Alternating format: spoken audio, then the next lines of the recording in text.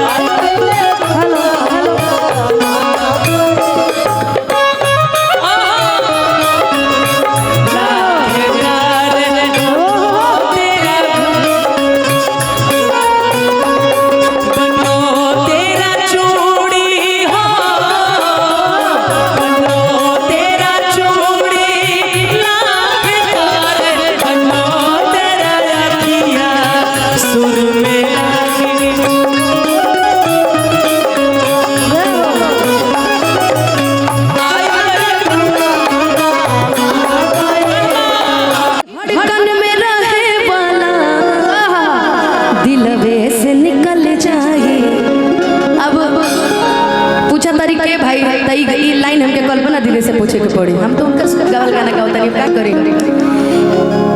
कि जुदाई त खाली बहाना भगिल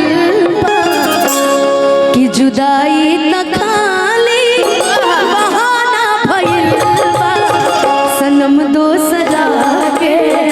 दीवाना भइल सनम दोसरा के दीवाना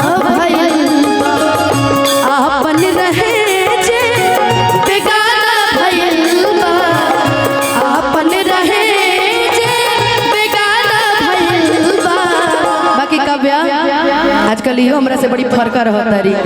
कि नया यार से अब याराना भइल बा सनम दोसरा के दीवाना भइल बा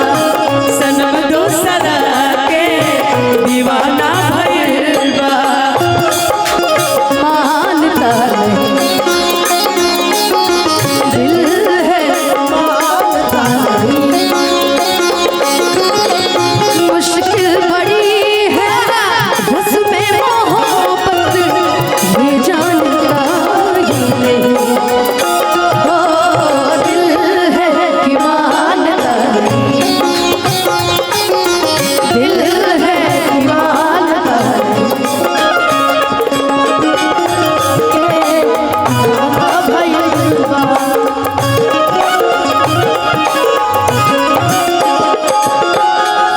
तू कुछ बोला हम तो बता देने के आजकल सनम दूसरा के दीवाना भइल बा क्योंकि दीवाना भइए ना है हम दीवाना सनम भइल बाप रे हम एक ही लोग के दीवाना बानी और वहां खातिर कुछ गावल चाहते एकदम गावा एकदम गावा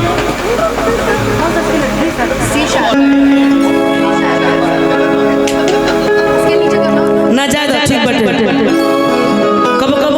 झगड़ा भी होने चाहिए परिवार में गाना के माध्यम से कि अगला को बजर पड़ो और कि तोहारो न करिया सुन करिला पत्नी के जरूरी नहीं कि खाली पैसा रुपया ही प्रेम होला कब कब एगो गोपाल चाचा बोले रहन कि 2-4-5 लाख रुपया रोज कमानी राजा जी ओहे हाल बाटे कि अगला को बजर पड़ो हर की तो हार न करिया सुन ए रितिका आ जा ना प्लीज आओ आइए ना लहे लहे आओ बस अकेले बड़ो आ रही है ना चाची गई का आओ कि अगला को बजर पड़ो तोहर न करिया सुन कहिला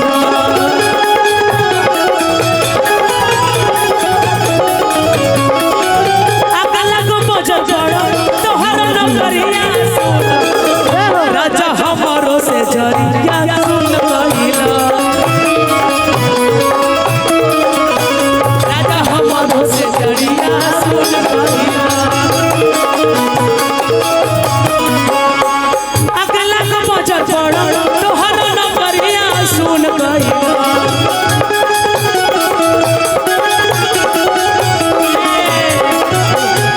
जानते भैया तारा के स्पेशल फरमाइश से बुलावल भाई जा। अच्छा यहाँ इनके दीवाने कितने लोग थोड़ा हाथ उठा के बता दीजिए इनका के दीवाने बा हाथ उठा दो। अरे स्पेशल फरमाइश पहले तब का रितिका ऐसे ही बात यहाँ पे हो रहा था। रितिका पिटिका इनका डांस में वो लोग ताली बजा दिया कैसा आ राजा हमारो से जड़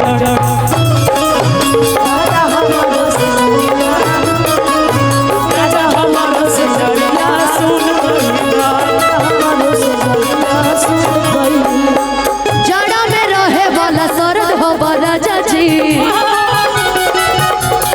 राजा तू मरद नहीं माथा के दर्द हो राजा जी तू मरद नहीं माथा के दर्द हो राजा जी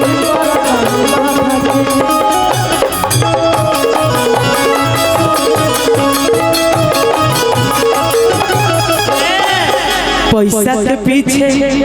पगलाइल रहता अखिया के निंदिया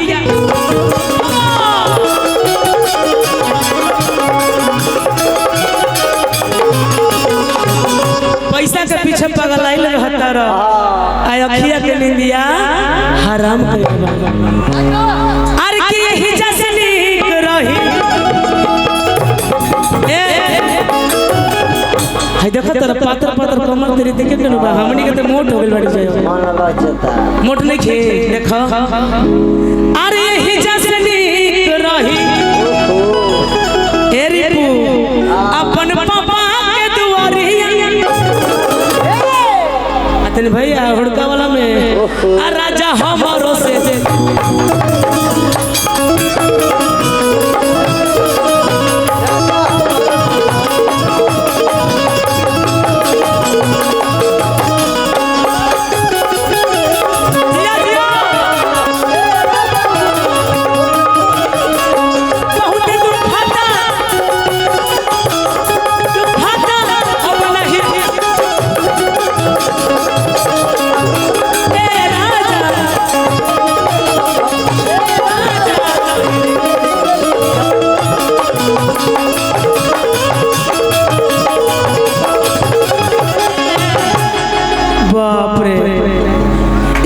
से निक रहे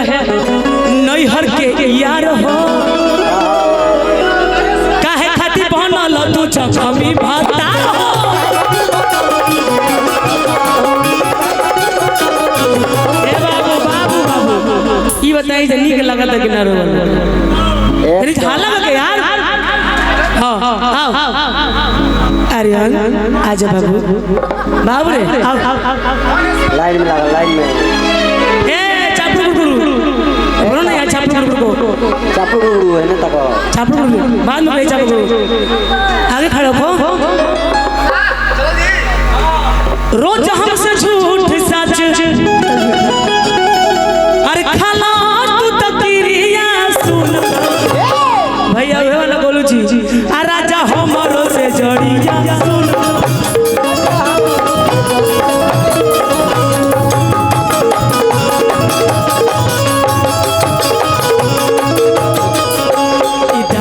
बजारू हो चढ़ी जाना हो तके हो के नियत बिगड़ जाना हो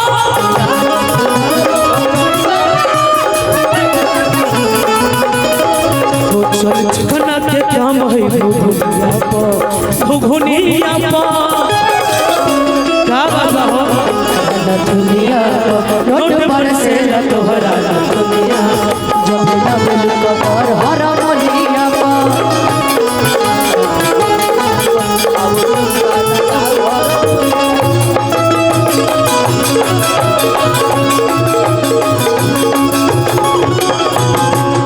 रोज रोज रहता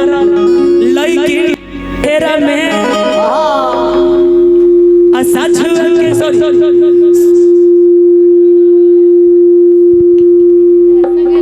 चलता हूँ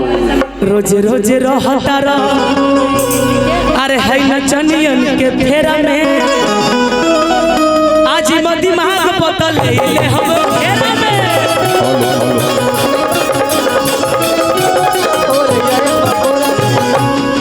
बताए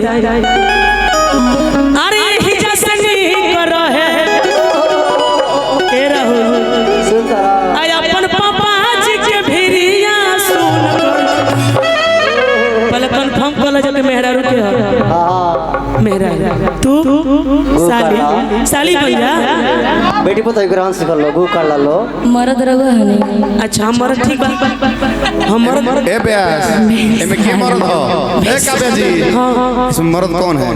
वही तो हमको नहीं समझा रहा है। मर्द है ने काव्या कृष्ण मूर्ति। हां ये बात सही बोली, इनसे बड़ा कोई कोनो मर्द बात नहीं है। ना मर्द बनना इतना आसान थोड़े नहीं। शिवा भैया मेरा भी हमें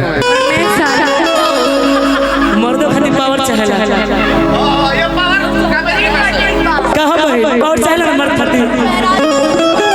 मंच खातिर ए भाई अच्छा खातिर मर्द बने में कहा जाता है जब कमवा 20 मिनट वाला बात है। हाँ मान लेबे के बा बनाला में कौन पैसा लगता है? मर्द बने के बाद मान लेबे के बा। अच्छा मतलब गर्लफ्रेंड ब्यास जी गर्लफ्रेंड पर जावे खातिर ना जाने को क्रिया खा लेलो से झूठ सच तो हम तो मर्दे बनते हैं तो कौन गुनाह करते माना की हम तो शिवा भैया के बाहरबान मानते हैं। माना की शेर अरे ही जसनी करो ही आय अपन बलिया बजरिया कहां गई थी कहो ये ने सॉरी राजा हमरो से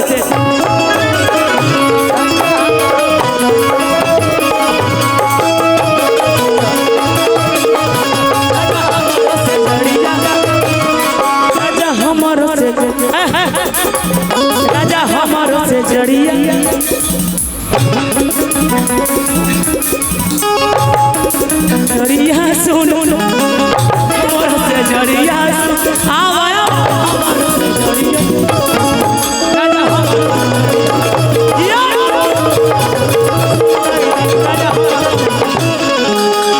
अरे हम हो पिया मत तू हो पिया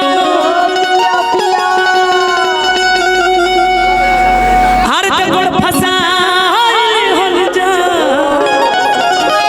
अधूरा ले आ जा मेजर भी आया पूरा गांव घुमा ले अरे कि चल चंदरा मैं हो काश काश बोली बस काश मैं रहता मजा ए अच्छा लग रहा है ना जी तब ठीक बा झारखंड में फ्री बा बिहार में बड़ा बैंड बा रहुआ मर्द हनी तो काहे रही है? वो फील करता होगा कुछ क्या चीज फूल फूल काहे भाई कुछ कष्ट थोड़ी नहीं हो उम्र से उम्र हो रहा है तो बढ़ेंगे नहीं हो छोटे ही रहेंगे। रिपू अरे हम हुसटम तू हुसटम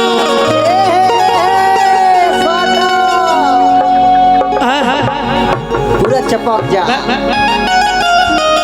चपक की लूटी फेंक दे मैंने हमारा में काम मिला था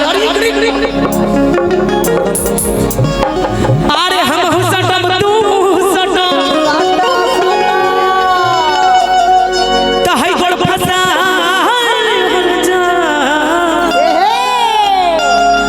अधूरा ले आ जा कि चल चंदरा में हो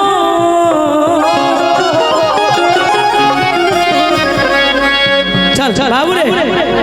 आ चल चंदरा में आ दादा चंदरा में आ दादा मनाली हो जा अरे हम हो पिया मत तू हो पिया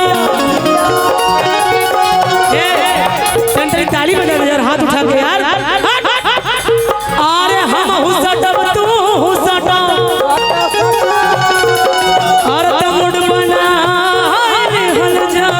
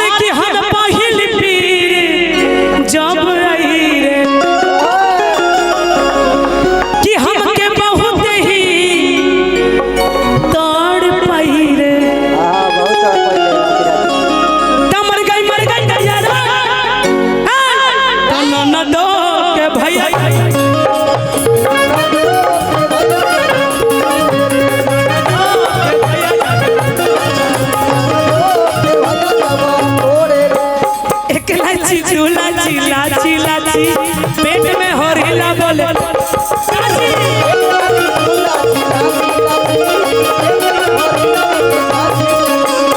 रितिका ने खूबसूरत लड़की अरे हाय बल्ब समझ के ए राजा हो बाबू रे अरे बल्ब समझ के इतना देखो पावर हाउस छुअली बल्ब समझ के इतना देखो पावर हाउस भैया 11,000 हो। एक बार हम गा रहे थे तो काजल राज वहाँ पर थी संजोग से राजन भैया का टीम था हमने बोला भैया थोड़ा हुड़का बजा दीजिए और उन्होंने तब तक डांस किया जब तक हुड़का बजता रहा वैसे हमारे गोलू जी साथ देंगे और रितिका जी साथ देंगे अरे बल्ब समझ के ए रिपु हो बल्ब समझ के इतना देखा पावर हाउस छुअली बल्ब समझ के इतना देखा पावर हाउस छुअली वाली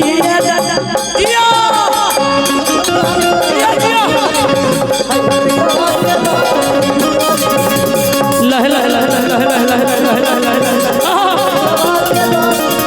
आहा लह लह लह लह लह हो पिया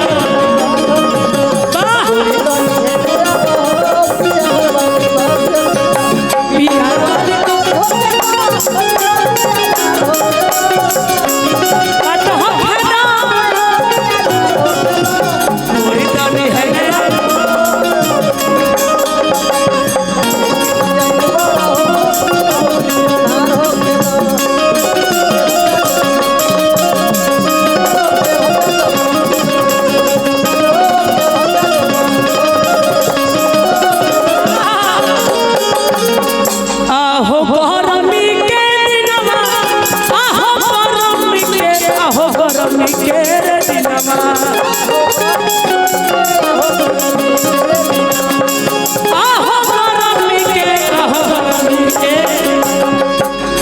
हम ऐसे मिजाज के हैं यार ऐसे कहीं करनी हम का करे अतेवरा हो निहारे लाजो बनवा आहो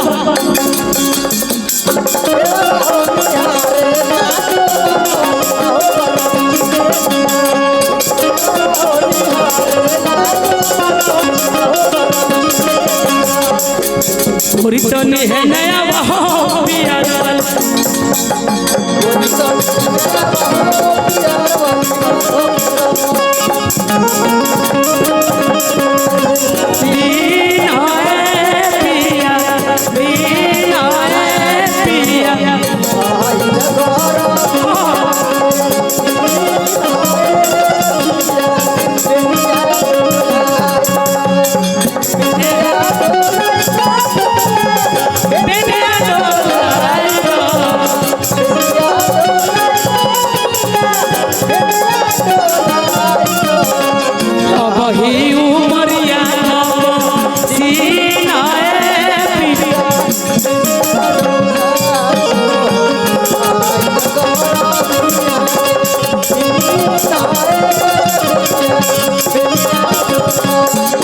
चलो चदरा में अदरा बनाली है चदरा में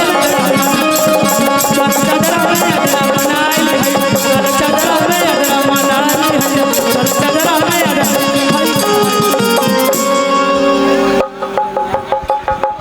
जब इस मंच पे अनुपमा का एंट्री हुआ था स्केल कहाँ है